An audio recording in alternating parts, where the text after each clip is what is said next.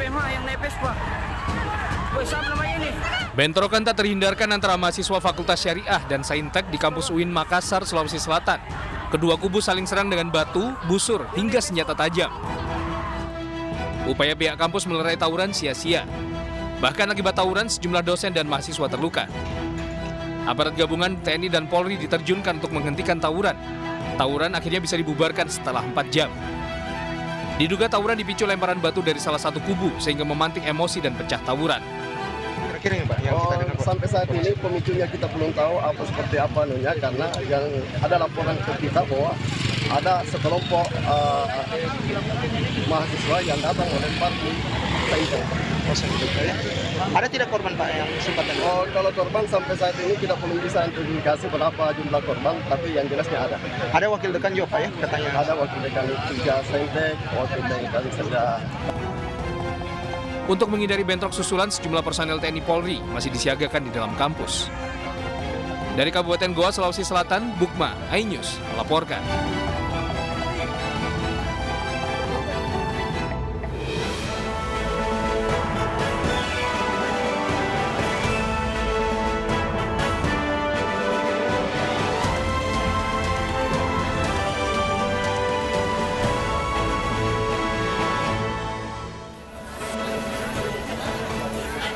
Pasar Impres Manonda Palu terbakar, seluruh lapak pedagang hangus.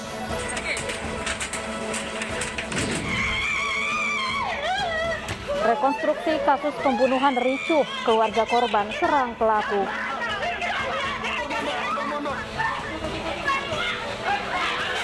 Truk tangki minyak goreng terguling, warga ramai-ramai memungut minyak yang tumpah.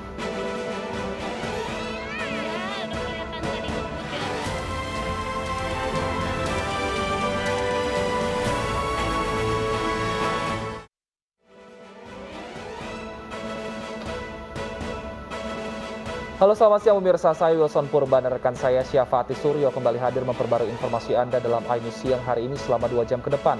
Selain 3 informasi utama tadi, redaksi kami telah menyiapkan beragam informasi menarik lainnya. Dan informasi di segmen pertama akan disampaikan oleh rekan saya Syafati Suryo. Selamat siang Syafa, informasi apa yang mengawali iNews siang hari ini? Ya, selamat siang Wilson dan pemirsa. Hari ini kami awali informasi iNews siang dari Depok, Jawa Barat. Polisi menangkap 10 remaja yang terlibat tawuran. Akibat tawuran, 1 orang tewas dan 1 lainnya dirawat di rumah sakit.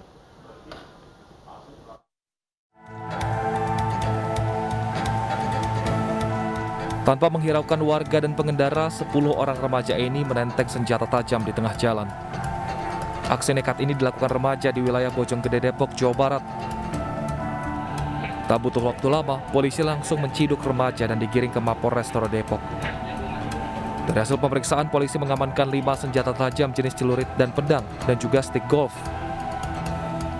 Saat peristiwa berlangsung, 2 orang dari pihak lawannya terjatuh dan dianiaya hingga 1 tewas dan 1 lagi dirawat intensif di rumah sakit. 1 korban kemudian mengalami luka bacok ya di tangan sebelah kiri, dirawat di rumah sakit Citama. Sedangkan 1 korban lainnya koma saat itu, dirawat di RSUD Cibinong, dan malam harinya minggu malam sekitar pukul 20.30 dinyatakan meninggal dunia.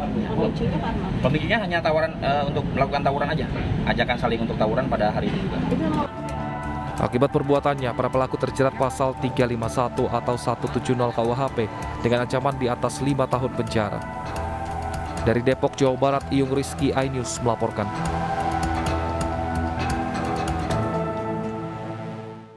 Polisi berhasil menangkap pelaku tawuran yang menewaskan 1 orang pemuda di Palmerah, Jakarta Barat. Polisi menyita barang bukti alat untuk tawuran, senjata tajam jenis celurit, dan gergaji.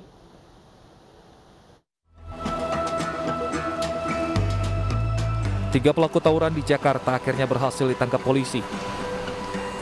3 pelaku tawuran berinisial C dan A, serta 1 diantaranya masih di bawah umur berinisial E. Ketiganya terbukti melakukan aksi tawuran hingga menyebabkan 1 orang peserta tawuran berinisial R 20 tahun tewas dengan luka bacok celurit di Jalan Kota Bambu Utara, Palmerah, Jakarta Barat. Dari tangan pelaku, petugas juga menyita barang bukti alat untuk tawuran seperti senjata tajam jenis celurit dan juga gergaji. Tawuran antara 2 kelompok pemuda ini dipicu karena saling ejek di media sosial. Dari hasil tes urin, 2 orang pelaku tawuran terbukti positif narkoba. Janjian di sosial media. Motifnya apa dan mereka melakukan aksi tawuran ini? Ya biasalah, misalkan cuman kesal-kesal ada salah satu pihak yang bermasalah, ngajak teman-temannya janjian untuk tawuran. Ini 2 kelompok ini termasuk korban pelajar, masih di bawah umur, statusnya atau seperti apa? Ada 1 yang masih di bawah umur. Dari 5 orang yang kita amankan.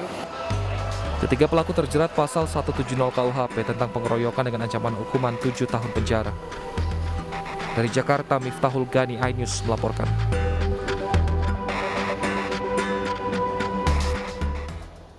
Sebelumnya, 1 pemuda tewas akibat tawuran yang terjadi di Palmerah, Jakarta Barat.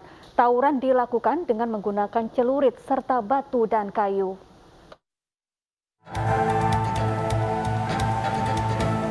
Tawuran antara 2 kelompok pemuda terjadi di Jalan Kota Bambu Utara, Palmerah, Jakarta Barat. Parahnya, tawuran dilakukan dengan menggunakan senjata tajam seperti celurit, serta batu dan kayu. Belum diketahui pasti penyebab tawuran, namun akibat tawuran, 1 orang pemuda yang ikut dalam tawuran terkena luka bacok di badan dan meninggal dunia di rumah sakit. Polisi pun menyelidiki kasus ini dengan mengambil video rekaman CCTV sebagai barang bukti. Polisi juga melakukan olah TKP dan sudah mengantongi ciri-ciri peserta tawuran. Nanti kami di kantor akan melakukan analisa.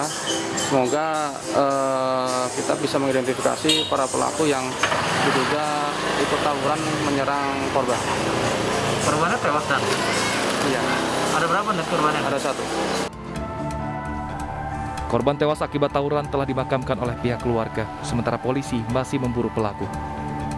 Dari Jakarta, Miftahul Gani, iNews melaporkan.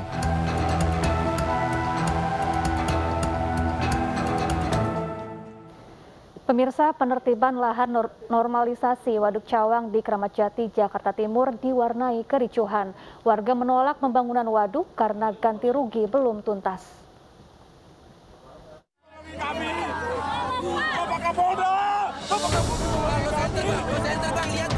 Warga RT 4 Kelurahan Cawang, Kramat Jati, Jakarta Timur terlibat bentrok dengan aparat gabungan yang mengamankan pembangunan Waduk Cawang. Mereka menolak pembangunan waduk yang diklaim sebagai bagian kerjasama dengan apartemen Signature Park MT Haryono. Kericuhan tak terhindarkan saat warga mengadang alat berat yang akan memasang pagar di area pembangunan waduk. Para penghuni menuntut ganti rugi lahan dan penghentian pembangunan sebelum adanya putusan pengadilan. Ini dari mana KSO punya tanah? Ini kan punya rakyat. Mereka belum bebaskan. Gitu, mereka belum bebaskan. Dan lagi ini sedang di pengadilan. Setiap objek di pengadilan itu status quo. Tapi mereka pakai kekuasaan. Sementara Pemkot Jakarta Timur mengklaim lahan seluas 2.000 meter ini telah mendapat rekomendasi dari suku dinas sumber daya air untuk dibangun waduk.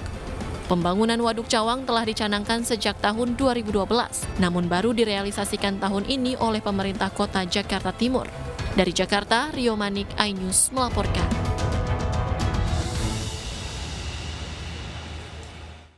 Unjuk rasa protes sampah di depan kantor Bupati Polewali Mandar, Sulawesi Barat bentrok. Massa pro dan kontra kejar-kejaran dan saling serang.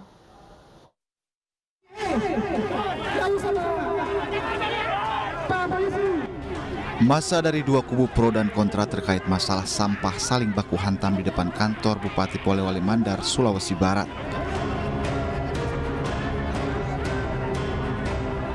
Bentrokan terjadi setelah salah satu kubu hendak membuang sampah di depan kantor Bupati sebagai bentuk protes atas penutupan tempat pembuangan akhir, namun dihalangi oleh massa dari kubu lain.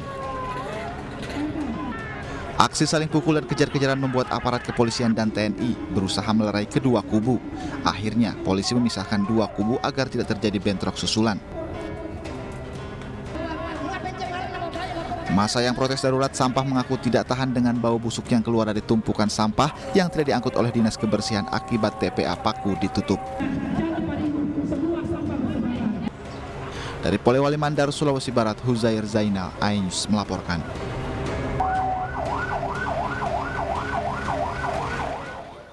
Sebuah mobil jenis minibus tertabrak kereta di perlintasan tanpa palang pintu di Pademangan, Jakarta. Mobil sempat terpental, namun kedua penumpang mobil selamat.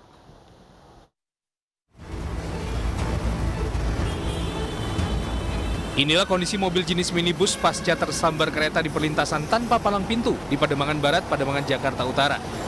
Bagian depan mobil rusak parah. Kecelakaan terjadi saat pengemudi yang datang dari Jalan Budi Mulya menuju Jalan R.E. Marta Dinata hendak menyeberangi perlintasan kereta tanpa palang pintu. Naas, di saat bersamaan sebuah kereta tengah melintas dan langsung menyambar bagian depan mobil.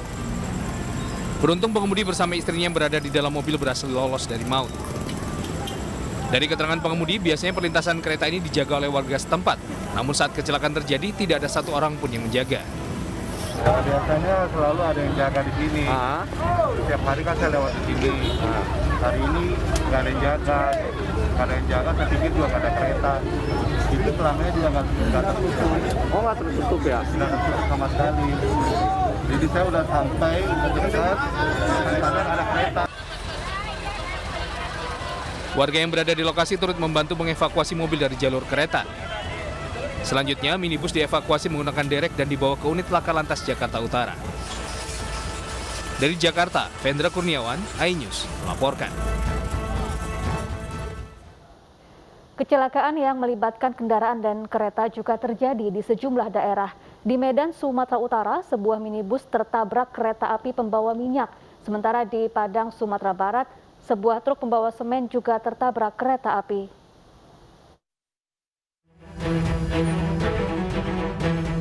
Kamera pengawas ini merekam detik-detik saat sebuah mobil jenis minibus melintas dari Jalan Al-Falah Medan menuju Jalan Budi Kemasyarakatan. Mobil kemudian melewati perlintasan kereta tanpa palang pintu. Saat hampir selesai melewati rel kereta, melintaslah sebuah kereta api pembawa minyak yang langsung menabrak bagian belakang minibus. Setelah ditabrak, mobil minibus pun terpental dan merusak bagian rumah warga. Tidak ada korban jiwa dalam kecelakaan ini. Pengemudi minibus berhasil selamat. Ya udah diabaikan sama suamiku. Oh, udah diabaikan? Udah masuk aja. Terakhir muter masuk karet. Yang habis ditabraknya lubang. Nggak ada korban ya? Sementara di Padang, Sumatera Barat, sebuah truk bermuatan semen juga tertabrak kereta api Sinibuang yang melintas dari Kota Padang menuju Padang Pariaman. Akibat tertabrak kereta, truk yang dikendarai oleh seorang sopir dan kernet ini ringsek setelah terseret sejauh 100 meter. Kecelakaan ini juga mengakibatkan sebuah rangka besi reklame berukuran besar roboh ke jalan raya dan menimpa sebuah mobil yang tengah melintas. Tak hanya itu, akibat benturan yang keras, lokomotif kereta api pun juga rusak dan tidak dapat melanjutkan perjalanan sehingga harus dievakuasi petugas. Yang jelas korban tidak ada, korban yang mengalami luka-luka berat, cuma luka-luka ringan ada, khususnya penumpang kereta api. Untuk sopir aman, terus untuk dua mobil tronton dan mobil penumpang. Akibat kecelakaan ini, arus lalu lintas dari arah Pasaraya menuju Bandara Internasional Minangkabau Padang Pariaman dan sebaliknya terpaksa dialihkan ke jalur lain. Dari Medan, Sumatera Utara dan Padang, Sumatera Barat, Ahmad Ridwan dan Budi Sunandar, iNews melaporkan. Cuaca ekstrim, picu angin puting beliung dan akibatkan 2 nelayan tenggelam. Selengkapnya bersama Wilson Purba, usai jeda.